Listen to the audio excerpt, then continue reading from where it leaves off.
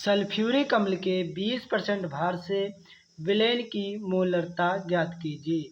विलयन का घनत्व 1.1394 ग्राम बटे मिलीलीटर है। अब यहाँ पर ध्यान से देखेंगे, जो हमें दे रखा है H2SO4, मतलब ये होता है सल्फ्यूरिक अम्ल। सल्फ्यूरिक अम्ल का जो भार कितना दे रखा है, वो दे रखा है 20%। तो यहाँ पर लिखेंगे, क्या लिखेंगे, H2SO4। ये क्या दे, H2SO4 का क्या दे रखा है, H2SO4 का दे रखा है भार। भार कितना दे रखा है, वो भार दे रखा है 20 ग्राम। कितने ग्राम दे रखा है, 20 ग्राम दे रखा है। उसके बाद क्या है, देखो भार है तो इसका अणुभार भी होगा, तो यहाँ पर लिखेंगे H2SO4 का अणुभार। H2SO4 का अणुभार,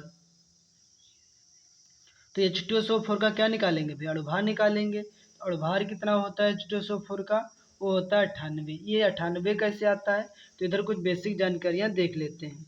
तो हाइड्रोजन कितने हैं, 2 हैं। तो देखो 2 हाइड्रोजन हैं आपके, तो यहाँ से कितने से गुणा होगी, तो 1H1 होगा, मतलब 2 × 1। उसके बाद सल्फर के कितने होते हैं, सल्फर के होते हैं 32।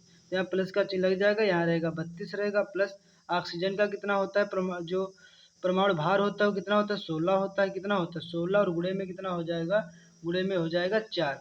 2 एकम कितना हो जाएगा, 2 हो जाएगा, प्लस 32 हो जाएगा, प्लस 16 चक्कू कितना हो जाएगा, 16 चक्कू हो जाएगा 64। देखो 6 24 के 4 हाथ से चले 2, 4 एकम 4 2 6, 64 हो जाएगा। अब देखो 4 2 6 और 6 2 8, कितना हो जाएगा, 8 हो जाएगा, और 6 3 कितना हो जाएगा, 9 हो जाएगा।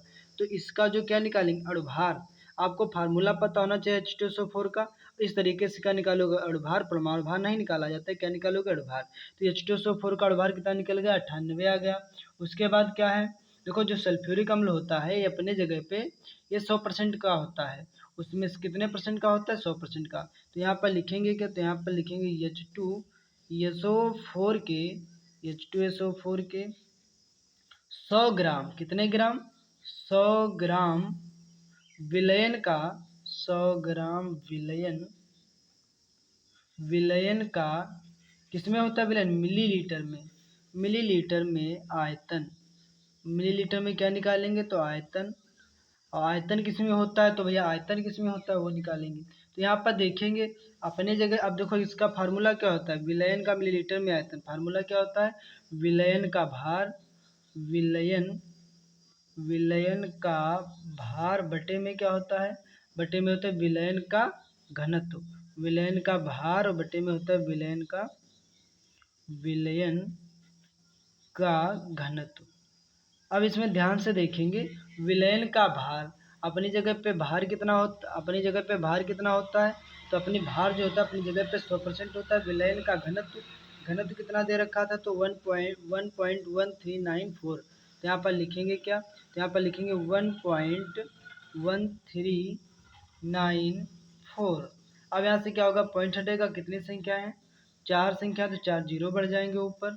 अब इससे क्या हो जाएगा, पूरा पूरा कट जाएगा। तो ये कितने बार में कटेगा, तो इसके आ जाएगा आपका पूरा पूरा कट करके 87.76 मिलीलीटर आ जाएगा। उसके बाद यहाँ क्या भाई निकालेंगे, अब देखो ये हमारा क्या निकल गया, ये हमारा निकल गया H2SO4 विलयन जो है किसमें निकल गया, लीटर में। तो यहाँ पर लिखेंगे क्या, यहाँ पर लिखेंगे H2SO4 विलयन, H2SO4 विलयन का लीटर में आयतन, किसमें, लीटर में आयतन निकालेंगे, लीटर में आयतन।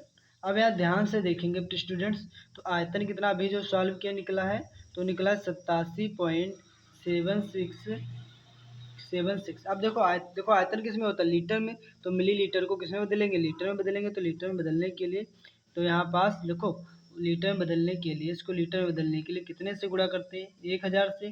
तो देखो यहाँ पास कितने से, बट्टे से। ध्यान से सुनना, जब आयतन किस में होता है, लीटर में, तो मिलीलीटर को किस में बदलेंगे, लीटर में बदलेंगे। तो 1000 से क्या देंगे, भाग देंगे। भाई ये मान लेता हूँ एक तब तक के लिए, 1 से 1000 से भाग देंगे। 1000 से भाग देने का मतलब हो गया, यहाँ हो जाएगा 87.76। और 1000 को क्या लिखेंगे, 10 की पावर 3, और प्लस का 3 ऊपर जाएगा, काहे का हो जाएगा, ऊपर जाएगा, तो माइनस का 3 ये किस में आ जाएगा, लीटर में आ जाएगा। उसके बाद हमें क्या निकालना है, उसके बाद निकालना है H2SO4 विलयन की मोलरता, सवाल में कह ही रहा था क्या कीजिए, यहाँ पास विलयन की मोलरता ज्ञात कीजिए। तो विलयन की क्या निकालना है, मोलरता। तो यहाँ पर लिखेंगे, ध्यान से देखेंगे, ये देखिए यहाँ पर, तो यहाँ पर लिखेंगे विलयन की मोलरता। कौन सा विलयन, तो H2SO4, विलयन की मोलरता। तो विलयन की मोलरता बराबर क्या होता है फार्मूला, विलयन की मोलरता बराबर होता है फार्मूला H2SO4 का भार, क्या लिखेंगे, H2SO4 का भार, H2SO4 का भार बटे H2SO4 का अणुभार, का अणुभार, और अपान में क्या होता है, अपान में होता है इसका विलयन का आयतन। क्या होता है, अपान में होता है विलयन का आयतन।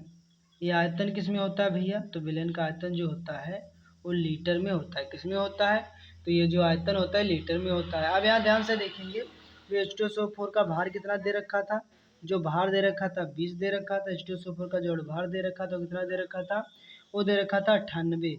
अपान में जो था विलयन का आयतन, विलयन का आयतन कितना दे रखा था, वो दे रखा था आपका 87.76 गुणे 10⁻³ इसको थोड़ा सही रूप में लिखेंगे तो इधर ध्यान से देख लेंगे। तो यहाँ क्या हो जाएगा, तो यहाँ रहेगा आपका 20 बटे में रहेगा 98।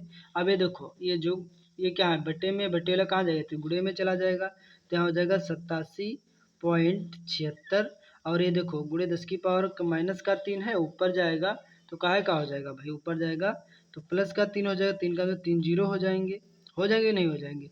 अब यहाँ से पॉइंट हटेगा, दो संख्याओं के बाद 2 जीरो और बढ़ जाएंगे इसमें। तो यहाँ हो जो कितना जाएगा, तो यहाँ पास, तो देखो यहाँ 1 2 3 4 5 और 1 जीरो, ये 6 जीरो हो जाएंगे, 3 और 3 6 जीरो, और 2 एक कम कितना हो जाएगा, 2 हो जाएगा।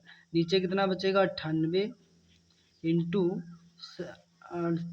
87 और 76। अब इससे क्या करेंगे, पूरा पूरा क्या कर देंगे भाई, ये पूरा पूरा डिवाइड हो जाएगा, कितने बार में डिवाइड हो जाएगा, पूरा पूरा आ जाएगा 2.32 मोल, और बटे में आ जाएगा लीटर।